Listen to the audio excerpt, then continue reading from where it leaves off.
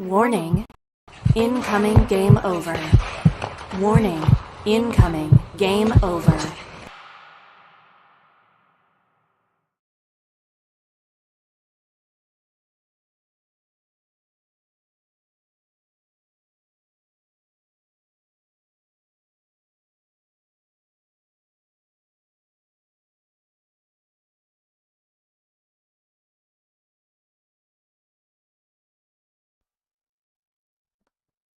Now, there we go. Try again, and finally, you'll find a way to make something work. Unfortunately, that plan didn't work for the Oilers.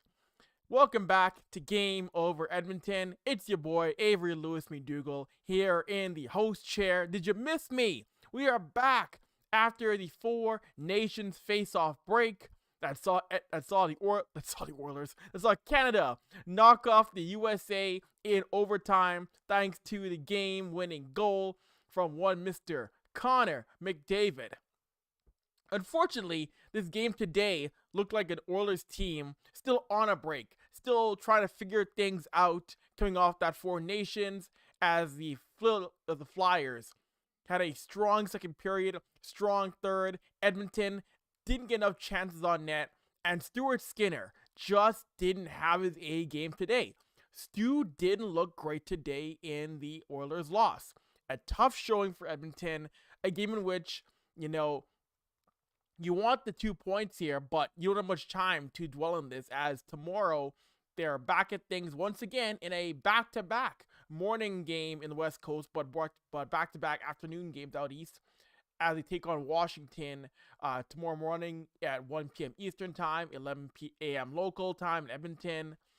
And that was a game in which Edmonton, in large part, was chasing Philadelphia and staying with them. They got their lead. They were up 2-1 in this game in the first. And then things just, oh boy, did things fall apart after 20 minutes. Edmonton gave up 4 goals in the second period and just couldn't turn things around consistently. They just couldn't get back what clicked in that first period. But I do want to say this is a game in which Edmonton saw the Oilers debut of Matt Savoie in an Edmonton jersey, got an assist on Draisaitl's first goal of the game, and Matt Savoie, brilliant play, get that puck out front to Leon Draisaitl. He deserves his praise. He deserves a lot of praise for what he did in only his second game as an NHLer. And John Klingberg got his first goal, first point as an Oiler, stepping up in the play, getting a wrister past Sam Eriksson. Good to see Klingberg jump up in the play, get active, get his first point as an Oiler.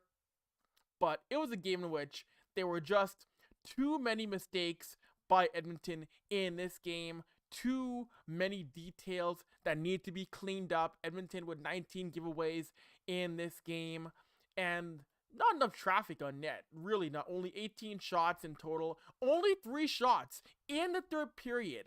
3 in the third, 7 in the second. You're not going to win games that way. You are not going to win games that way.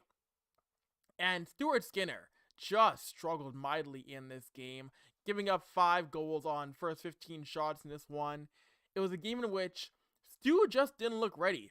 Stu just did not look composed in this game, and you want better for Skinner to bounce back after being pulled in his last start before the Four Nations face-off.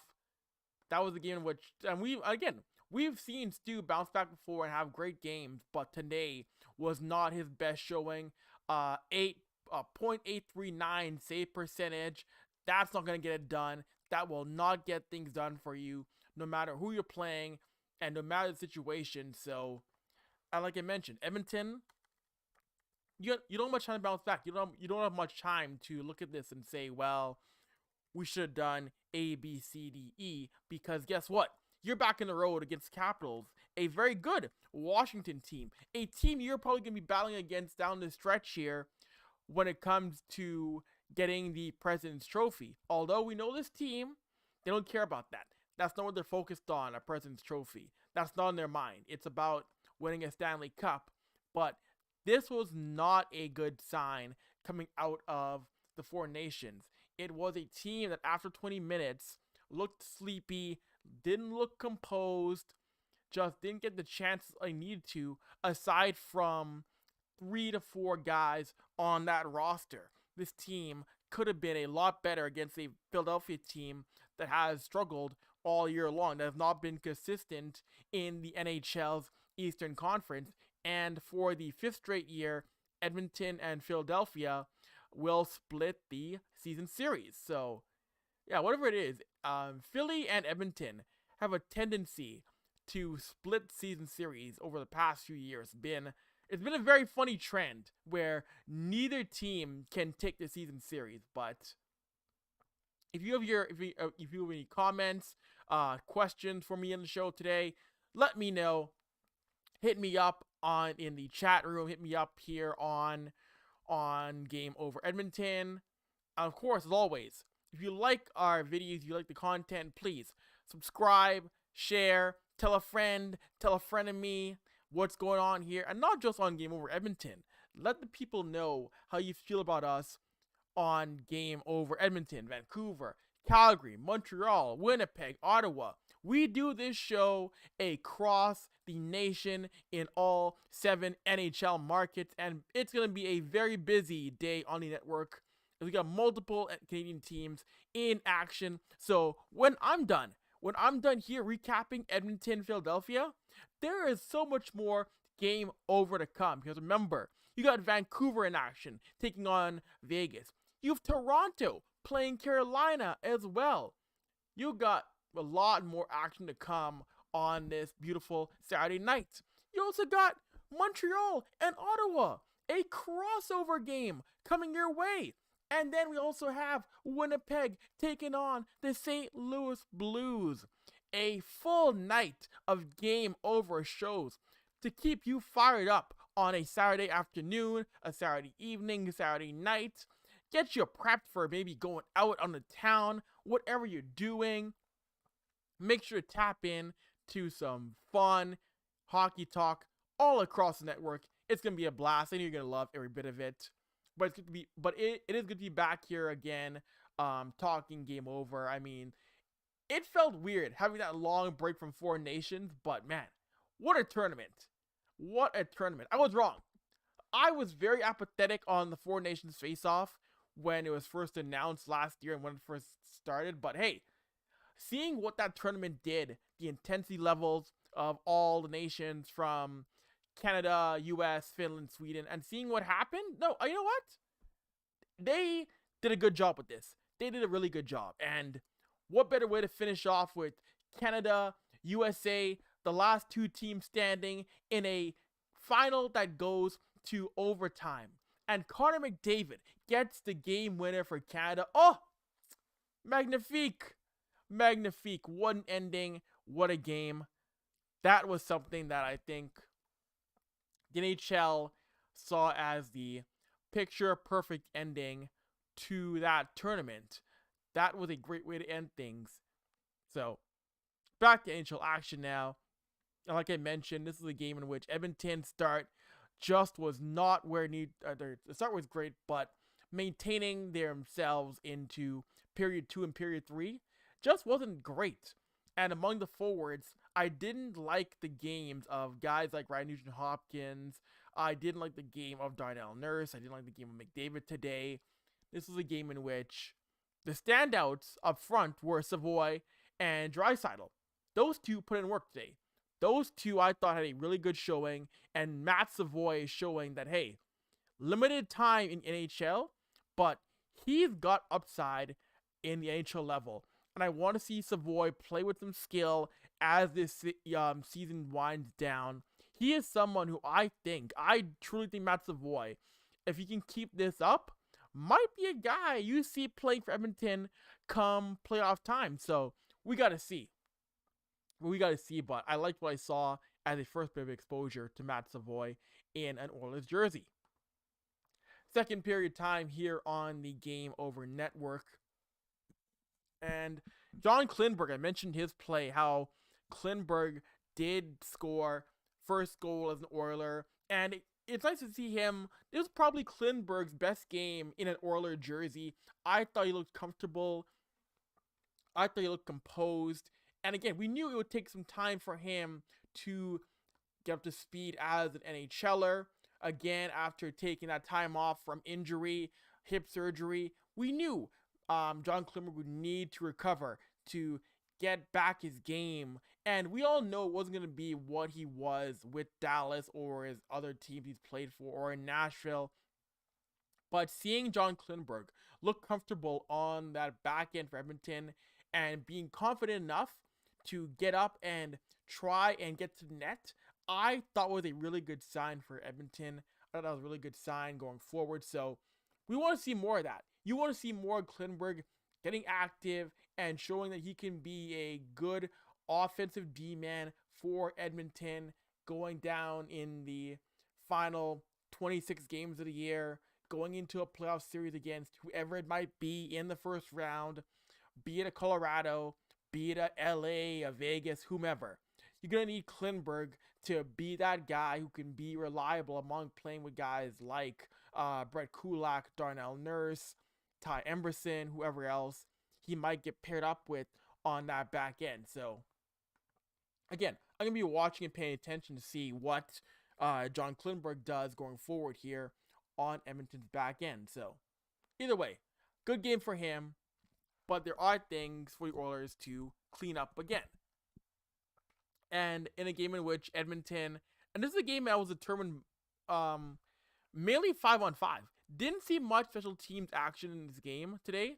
This was a game that was determined by the play at even strength. And the power play today in the penalty kill just didn't have it. Special teams today, again, looked sleepy, just didn't have it. Didn't get enough shots on Eriksson, the man advantage. Defensively on the power play, they were lacking. We saw Edmonton give up that 2-on-0 on the power play. Giving up a 2-on-0.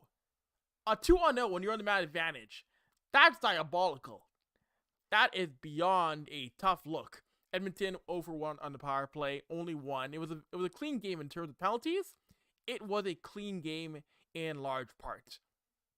And it was a game in which Edmonton had a really hard time stopping Matvei Michkov, the young rookie who is probably going to be a Calder contender with Macklin Celebrini. Those two are going to be fighting it out for the Calder. Edmonton had a hard time slowing down Michkov and had a hard time slowing down Owen Tippett. These two guys gave Edmonton fits all game long. Not a good sign in their own zone. These two got to the net, got shots on Skinner, and made life rough for the Oilers in this one. Things to clean up, certainly, just being smart in front of Skinner. And for Stewart, just trying to make the big saves. He just didn't look confident. That's the thing that, again, going late into the season, you want Stuart Skinner to look like he can be that big playoff goaltender. You want Stewart to go into a postseason and look like he can be your number one. That's what you want. You want Stewart coming in and looking confident, and he didn't look like he was that coming into this game today. And again, you can say rust, time off.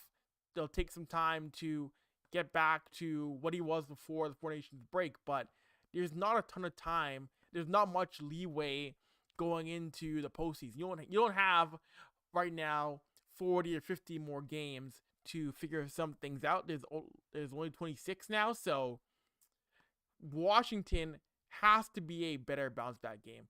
Washington has to be a game in which you clean up the issues for the final 40 and you get Stewart back into the right frame of mind. Or maybe it's Pickard playing against Capitals tomorrow. We won't know yet in terms of who's getting that start against Washington, but I would give the net to Stewart again. Let him get a good bounce back game in. Find a way to slow down Ovi and company. Again, Alex Ovechkin only 16 goals away from breaking Wayne Gretzky's mark of 894 goals. Wild. To think that Ovechkin is only 16 away from breaking that mark. 16 away from 895. And at the pace he's going, he dang well might get it this regular season. he dang well might get 16, 17, or 18 more goals to break that mark. It is really in the range of being possible. Wow, it is. And we'll also bring you some post-game audio from the Oilers room, just waiting for that audio. Just waiting for that audio and video to get uploaded to the Oilers site. They're a little bit slow in terms of getting that to YouTube right now, but when that comes, we'll cut to the post-game content from head coach Kris Knoblauch and others from the Oilers. I'm sure there'll be some Matt Savoie content. You got to get Matt Savoie. I'm sure there'll be some content from him, getting his reaction, and probably a John Klingberg audio bit as well, to get his thoughts on getting his first point as an Oiler. And you saw Klingberg there. You saw the excitement of him getting his first goal in over a year. That toothless grin. You saw and how happy the team was to see him and Savoie get their first points in an Oilers jersey. So that's the thing about this team. The locker room is happy. It's a united group. It's a strong bunch. So they want to see it. They want to see these guys thrive. And here we go. We think we have some. Yes. So we got some post-game content that we're going to cut to now with Kris Knoblauch, Darnell Nurse, and maybe we'll get to Adam Henrique as well too. So we'll jump to that content in a second here.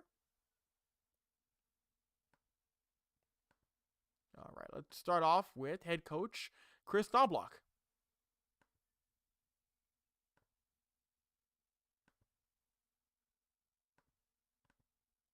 All right, 1 second.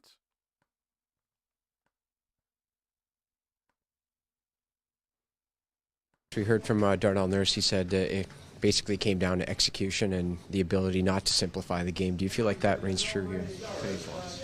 Yeah, I think what really cost us was the turnovers and trying to make plays when there's not a play to be made or not being able to get the puck in deep. Four even strength goals. All of them were just a direct result of turnover. We're not in a good position to defend because usually in turnovers everyone's thinking something else, and them going and capitalizing. So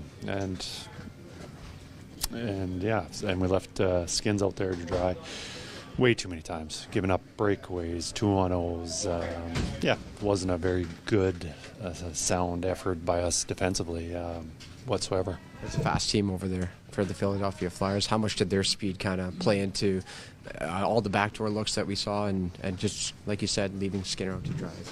I think, they skate well and they simplify their game as much as anybody around the league, where they just depend on working hard and skating. But if you execute with the puck a lot more better than we did tonight, you're able to spend more time in the offensive zone. They counter and catch you standing still. So a lot of credit to them, but a lot of misplays by us. How tough is it as a group to come back after 2 weeks and just try to get right into it right away? Well, everyone's going through the same thing. They had the same break and their same schedule, so no excuses on that. And what's alarming is if we don't get better. But tonight was we got caught off guard and didn't play very well. What did you think of Matt Savoie? I thought Matt was one of the bright spots of our team. I thought he played really well. Obviously, gets on the forecheck, sets up the first goal. I think his next shift after that, he made an unbelievable play on the breakout led to a partial 2-on-1. He made some defensive plays on the back check. I was very happy with his game. Timeline is filled with people blaming this loss on a goalie. What would you say to? Oh, absolutely. No, nothing on him. There's, you can't win hockey games with turning the puck over like that, giving up odd man rushes. So there's no fault on Stu Skinner tonight. Too many goals from the top of the crease, backdoor, open net. I guess I would say goals that you don't expect your goalie to stop. Is that fair? No, yeah, the breakaways, difficult shots, high tips. That was the penalty kill. Yeah, his workload was way too high, and we're not going to play a perfect game, and there'll be breakdowns where he does have to come up with a big save, but we put him on that position to make a big save way too many times. And he did make some saves to allow us to give an opportunity to come back in the third period, but I'm not angry at him at all tonight. Kris, we heard. All right, so there's Oilers head coach Kris Knoblauch after the 6-3 loss to the Philadelphia Flyers. As you hear there, Kris Knoblauch not wanting to put the blame on Stuart Skinner in this loss, but not making excuses in terms of this team having to get better, having to figure things out, especially when this team is playing against Washington tomorrow. And great praise for Matt Savoie. We know Kris Knoblauch's a guy who likes a player who is responsible in both the offensive and defensive end. He likes guys who forecheck, who backcheck, and he gave Matt Savoie the praise there in his first game in Oilers uniform, already making an impression on his new head coach. Third period time as we start to wind things down here on Game Over Edmonton, and we'll have more post-game content to come here on the show from players. And that's a big thing I mentioned right there. Kris Knoblauch liking Savoie's play when it came to getting around the net, but also getting back on his own horse. And that's how you endear yourself to a coach as a young player, as a newcomer in your first game, is stepping up on the defensive side. And we saw how, and Kris Knoblauch has let it be known, like that's what he likes in a player. We saw how when Jeff Skinner did that more often, Knoblauch had the praise for him. He had the for Savoie. And if you get more of that two-way play, this team should be in good shape. But it's a matter of, again, the consistency from the top forward to the guys who are holding things down on the third and fourth lines. You need more from them. You need more from Stewart when it comes to getting a strong save. I know we see the talk of trade for a goalie, trade for a goalie, trade for a goalie, but I don't know how likely it's going to be come Edmonton in terms of what management wants to do. I do think this team still wants to ride Stuart Skinner, but I think possibly you might have Skinner with a tandem, if not Pickard-Stewart. I could see maybe you trade to replace Pickard. You go with Skinner and somebody else. Skinner and a John Gibson. Skinner and a Kirill Vejmelka. I don't see a future where Stuart Skinner is not a part of your tandem. That's not the guy this team wants to deal or move on from. All right, we got some more Oilers content here. I mentioned off the top. I mentioned earlier, we have Adam Henrique and Darnell Nurse. So we'll jump to those two in a second here. Darnell, maybe if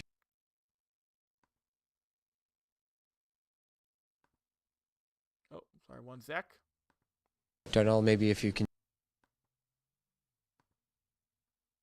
Darnell, maybe if you can. Oh, oh, Darnell, one more maybe time. if you can just. You've heard Darnell maybe like 5 times in the past 5 seconds. 1 second. Darnell, maybe if you can just take us through what was the difference in today's contest. Execution. Then when I think as D-men we didn't deny the line enough, and we didn't get back fast enough also. So you have that combination, a team with skill. It's going to sting you. Yeah, they're quick, and you put them in positions where their speed could hurt you. It seemed like from upstairs. Yeah, it's to a man. I think a lot of those plays and the execution we can have at a higher level. I mean, this is a big trip coming up, and competition only gets higher from here. So for us, we got to shake it off, and tomorrow's another big test for us against Washington. So everybody goes away and has a break, and then they come back and talk about being ready. And obviously, you want to be ready, but you're not ready. What lacked? You know what I mean? What didn't you bring? Execution, I think. One, I think we're playing our best. There's a level of simplicity to our game as well, and I think we have to bring more of an element of simplicity, and especially going to the next game, it's a really good point. All right. We'll lift the man Darnell Nurse, and we'll jump straight into post-game content with Adam Henrique.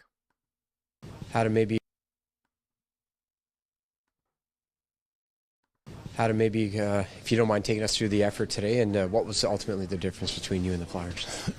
Just mistakes on our end, I think, that led to opportunities, and then they turned those into goals. When it comes to simplifying the game, we heard Darnell Nurse right now. He said there's got to be an element of simplicity that needs to be adjusted throughout the game. Do you guys feel like that reigns true here today? Yeah. I mean, today, we want to make plays and control the puck and attack, and we look for that three-quarter ice attack, and then neutral zone, and when you're trying to make those plays, a lot of the times sometimes there's going to be turnovers and stuff, but you got to be able to read the game at times where maybe we just simplify and put the puck in as a unit and check as a 5-man unit, forecheck and simplify that way. But we certainly want to make plays and hang on to the puck and do those sorts of things. We have that in this room, and that's a big part of our game. Do they showcase why their speed is so dangerous on nights when it's really going? Owen Tippett's fast there. Gets himself in a good spot on his goal, and they like to attack and have some skill over there and play hard. So, what's the toughest part about coming back off a long break? Because you can't replicate this in any kind of practice. No, everybody's doing everything they can to be ready to come back, and sometimes you just feel that little bit of rust in that first game. It's we practice and go over the details and everything that we need to do to be ready, and but until you get into the game and get going, it's certainly nice to get back in the swing of things. All right, there's Adam Henrique and Darnell Nurse. And again, big thing is just, these have to mention the execution wasn't there. The execution. All right, there we go. But yeah, and again, execution, just being ready for Washington, is the thing that this team has to be better at. You have no choice. And looking at the advanced stats in this game, when it came to the Corsi battle, Philadelphia won that battle 49-41. When it came to 5-on-5, the 5-on-5 play Edmonton just wasn't consistently strong. It had spurts again. I've said it before on this show. Edmonton is a team in which they find ways to be strong at times, even though they're a division leader right now. There's too many games where they have great games of 45, 46 minutes or 31, 32 minutes and not a great 60-minute effort.